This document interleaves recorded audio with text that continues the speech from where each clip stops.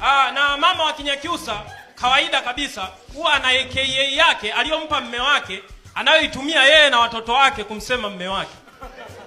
Utasikia? Mwanangu anasemaje huyo profesa huko ndani?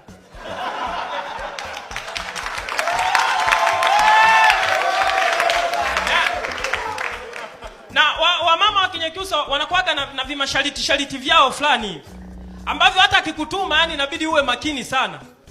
Anakuita, "Eliudi." "Naam mama." "Njoo baba, kaninunulie Pepsi iwe ya baridi alafu chupa ya zamani." Sasa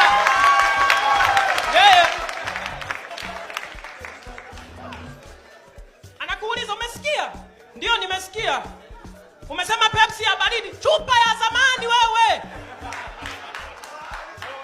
Siku zote yani wamama wa Kinyakyusa wanaaminigi soda ya zamani na sasa hivi sukari kuna namna wamepunguza. Kwa hiyo anakuwa kama anapigwa vile.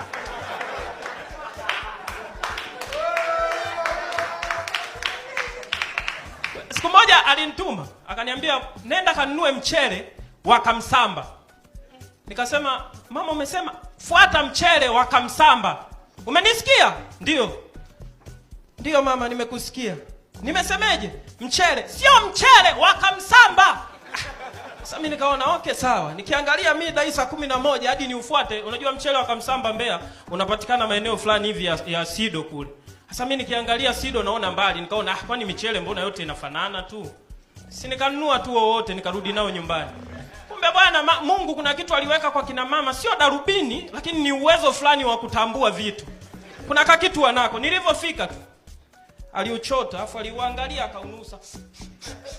Akaniangalia, lile jicho huwa akiniangalia ni kama anaongea na mimi. Ila alivyoniangalia akaunusa tena.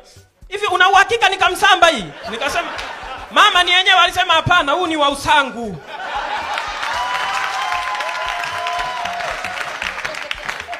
"Nenda karudishe." Wezi amini nilirudisha mchele. Siku ile hatukula wali.